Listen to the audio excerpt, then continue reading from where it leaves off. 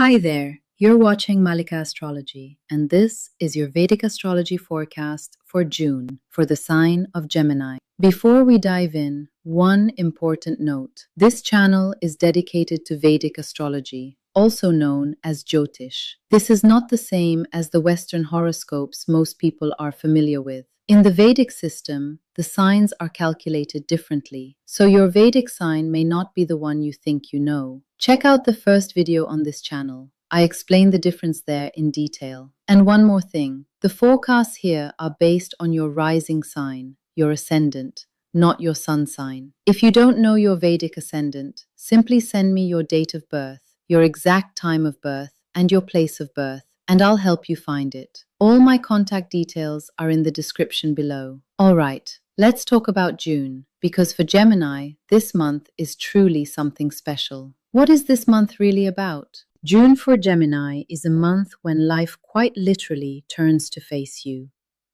Not quietly or gradually, but noticeably, meaningfully, with several important events happening one after another. Planets are moving into your sign or into signs that directly shape your life, and each of those shifts changes something real. The central theme of June, you yourself, your personality, your energy, your fresh start. And alongside that, money and family, both of which take on a completely new tone this month. Here's what's important to understand about how this month is structured. The first half is quieter, more inward, with an emphasis on hidden processes and finances. The second half is bright, personal, full of movement and opportunity. These are almost two different moods, and if you understand that logic, you can use each half to its fullest. Let's go through it step by step. Let's start with the important backdrop that sets the tone for the entire first half of the month. The Sun is in Taurus, and for Gemini, Taurus is your 12th house. And this immediately explains why the beginning of June feels different from usual. What is the 12th house? It's the house of completions, solitude, hidden processes, the subconscious, expenditures, sleep, and everything that happens behind the scenes. This is not public space, it's internal space.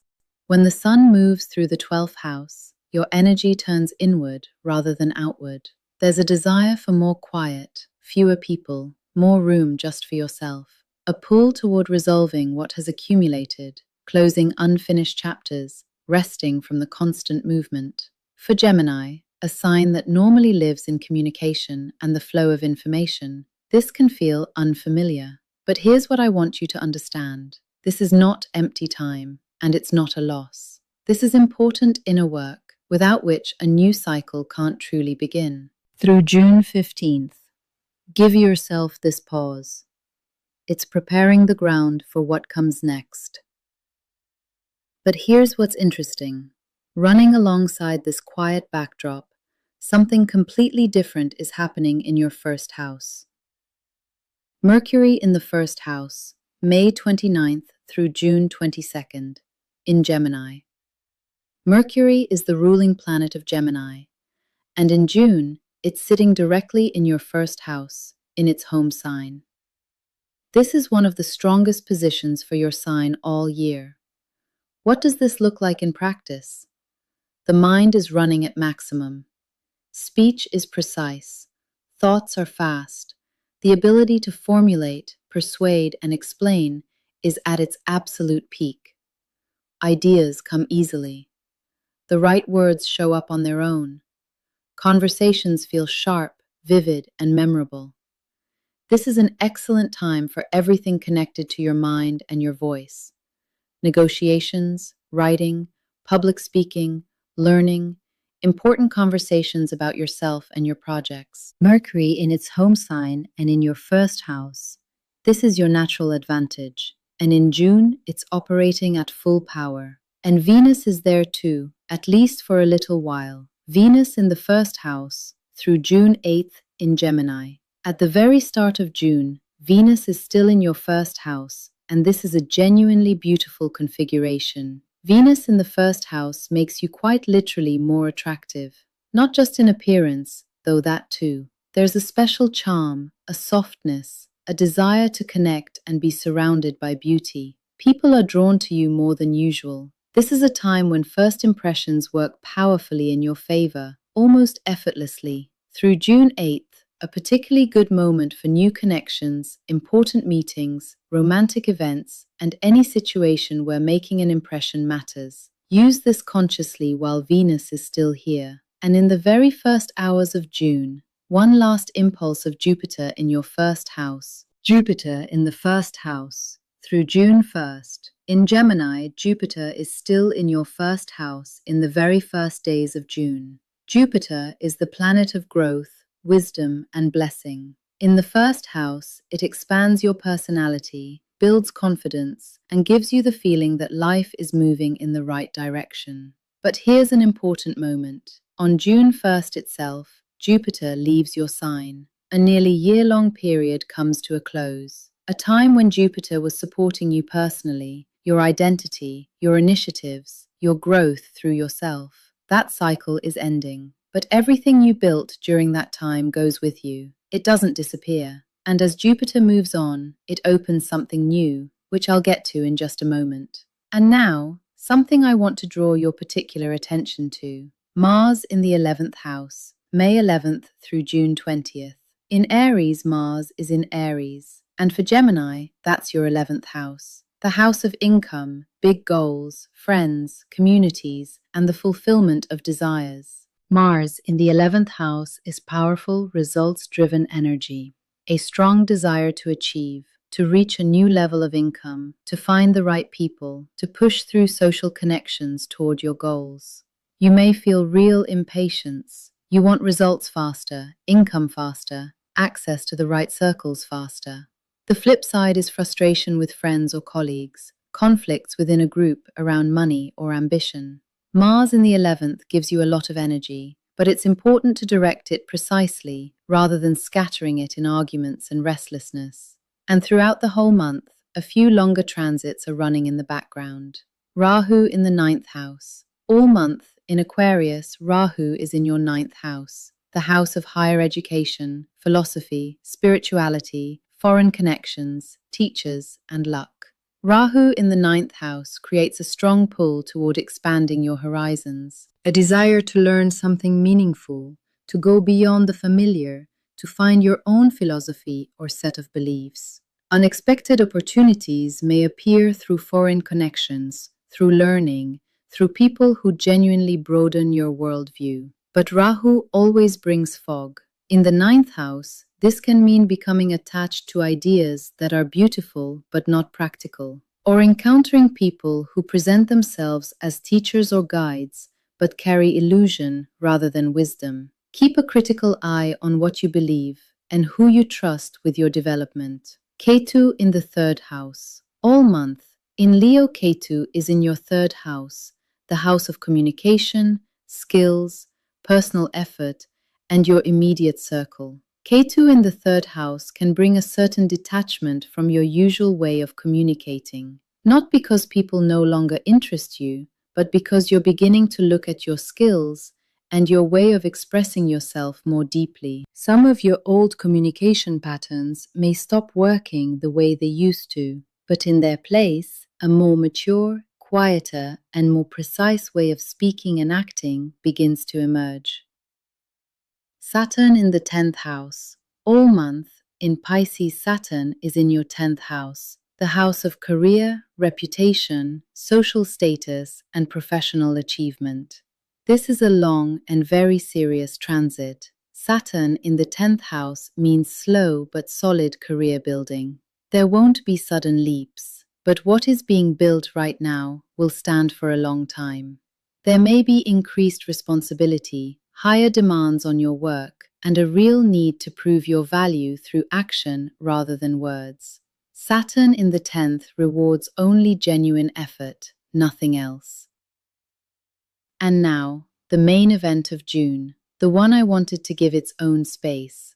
On June 1st, Jupiter leaves your first house and moves into your second. And this shift changes the picture, not just for June, but for the months ahead. Jupiter is the most benefic planet in Vedic astrology, the great teacher, the great expander, the planet of grace and abundance. And Cancer is the sign where Jupiter is exalted, operating at its absolute maximum power. Think of a musician stepping onto the stage they were born to perform on. That's Jupiter in Cancer. And this Jupiter, at its most powerful, arrives in your second house. Let me tell you what that house actually covers, because it's very specific and very important. The second house is your money, your income, your savings and financial resources. It's possessions and material wealth. It's your immediate family. It's your speech and your ability to persuade through words. And it's your values, what you consider truly important in life. When Jupiter in exaltation arrives in the second house, this is one of the finest financial transits in Vedic astrology. What can it actually bring? Growth in income and new sources of earning. Your financial space quite literally expands. A feeling that money comes more easily and more steadily than before. Meaningful acquisitions, property, investments, purchases that genuinely increase your resources. Warmth and expansion in family relationships, and a growth in how others perceive your worth. People begin to see you as more substantial, more significant. For some, there may be important events connected to family or inheritance. Jupiter will be in Cancer until the end of October 2026. For Gemini, this is one of the best periods for financial growth and building a solid material foundation in years. Use this time with intention. And now we arrive at what I think many of you have been waiting for, the main personal event of the month. On June 15th, the Sun enters your sign, directly into your first house, and everything changes. If the first half of June was quieter, more inward, more preparatory, then after the 15th, your energy quite literally comes back. The Sun in the first house for Gemini is your personal peak of the year. A feeling of fresh start, a surge of confidence, a desire to show up, to be visible, to act. People start noticing you more. You shine, and that's not a metaphor. The Sun in the first house illuminates your personality from the inside out. This is the time for important meetings, presentations, public steps, and any situation where showing up fully and making an impression matters. And here's what makes it especially beautiful. Mercury is already in the first house at this point, your mind and your voice. The Sun joins it, and this is a powerful union of personal presence and intelligence. You're not just in the room, you're the one people remember. And on June 8th, something very pleasant happens in your second house. Venus moves into the second house, from June 8th in Cancer. From June 8th, Venus leaves your first house and moves into your second, right where Jupiter is already sitting. This is a warm and financially rich configuration. Venus in the second house alongside Jupiter means financial abundance with a flavor of pleasure. Money may come through beauty, creativity, or enjoyable spheres of life. There's a desire to surround yourself with quality things, to invest in comfort and aesthetics. Family relationships become warmer. But here's one nuance worth keeping in mind. Venus loves to spend, and when she's in the second house next to an expanding Jupiter, the temptation to spend more than you need to increases. Enjoy the abundance, but keep your head clear. And after June 20th, an important shift worth noting. Mars moves into the 12th house, from June 20th in Taurus. After June 20th, Mars leaves your 11th house and moves into your 12th. The drive and intensity around income and social circles eases, but in its place, a background inner tension appears that's worth paying attention to. Hidden conflicts may surface, unexpected expenses, a desire to withdraw and be alone. Physical activity in quiet settings, a walk, solo exercise, is the best way to work with this energy constructively toward the end of the month. Health in June. A few things genuinely worth paying attention to this month: the nervous system and overload. Mercury in the first house in its home sign means a very active mind. Gemini is already prone to mental overload, and in June, the flow of information intensifies significantly. Pauses, quiet time, moments away from screens and conversations are not a luxury right now, they're a necessity. Sleep and recovery. The sun in the 12th house through the first half of the month is a direct signal that the body needs rest. Don't push through fatigue. The best resource of the first half of June is genuinely good sleep. Arms, shoulders, lungs. Gemini is physically connected to these areas. Mercury and the sun in the first house increase the load on the nervous system and breathing. Pay attention to tension in your shoulders and breathe more deeply. It actually helps. The energy surge after the 15th. When the sun enters your first house, your energy rises sharply. Try not to immediately compensate for the quieter first half by throwing yourself into full activity at once. Let your body adjust gradually. Money in June. June is one of the best financial months for Gemini in a long time. From June 1st, Jupiter in exaltation enters the second house and stays there until October. This is powerful, sustained support for income growth. From June 8th, Venus joins Jupiter there. Money may come through pleasant, creative, or beautiful spheres. Mars in the 11th house through June 20th adds intensity to earning. The desire to make more is very high. The main caution: don't spend euphorically under the combined influence of Venus and Jupiter. The abundance is real, but it calls for mindful management. Career in June. The career picture for Gemini in June is layered, but in a good way. Saturn in the 10th house all month calls for seriousness and a systematic approach. No sudden leaps, but steady, long-term reputation building is very much underway. Mercury in the first house gives a sharp mind and strong voice. Negotiations, presentations, and any situation where speaking convincingly matters are working especially well. After June 15th, the sun in the first house adds personal visibility. People see you and hear you. Rahu in the 9th house continues to open unconventional career paths through learning and international connections. Love and relationships in June. The start of June is romantically warm. Venus in the first house makes you very attractive. Connections happen easily, and your communication carries a natural charm. Through June 8th, an excellent window for new romantic connections and meaningful meetings. After the 8th, Venus moves into the second house and meets Jupiter. The romantic tone becomes quieter and more domestic. Not dramatic sparks, but genuine closeness and a felt sense of real value next to another person. Ketu in the third house may bring some detachment in day-to-day communication. Not every conversation will flow easily, but after June 15th, the sun in the first house brings back your natural brightness and magnetism. You're in the spotlight again. The month in summary. June for Gemini is a month of moving from stillness into radiance. The first half is preparatory and inward. The sun in the 12th house asks you to stop and complete what's unfinished. But Mercury and Venus in the first house keep you from going fully into the shadows. The mind stays sharp, the charm remains.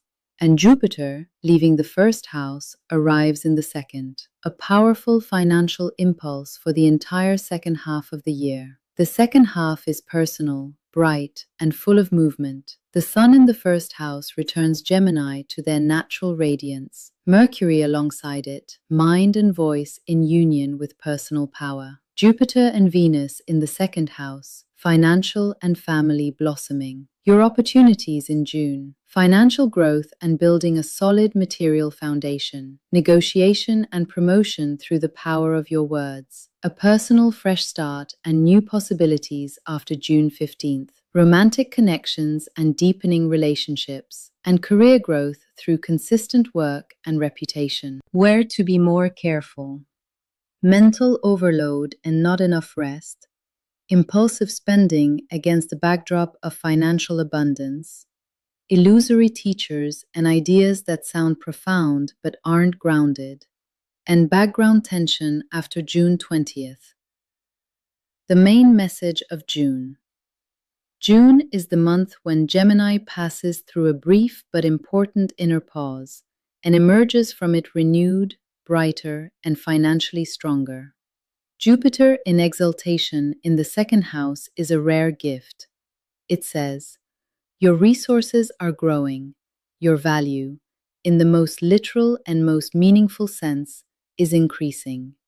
Use this period not just to earn more, but to understand what is truly valuable to you, and to begin building your life around exactly that. This has been the general transit forecast for Gemini in Vedic astrology. It describes the tendencies for everyone with this ascendant, but your personal story is always richer and more specific than any general forecast can capture. Your natal chart holds something this forecast simply cannot give you. Which themes will be most significant for you personally, how strongly these transits will show up in your life, and which moments this month could be genuinely pivotal for you and no one else. That's what a personal reading is for. If you'd like to explore your natal chart, reach out to me. All you need is your date of birth, your exact time of birth, and your place of birth. All my contact details are below this video. You can also order a full year ahead forecast. Until the next forecast, and may June bring you exactly what you need.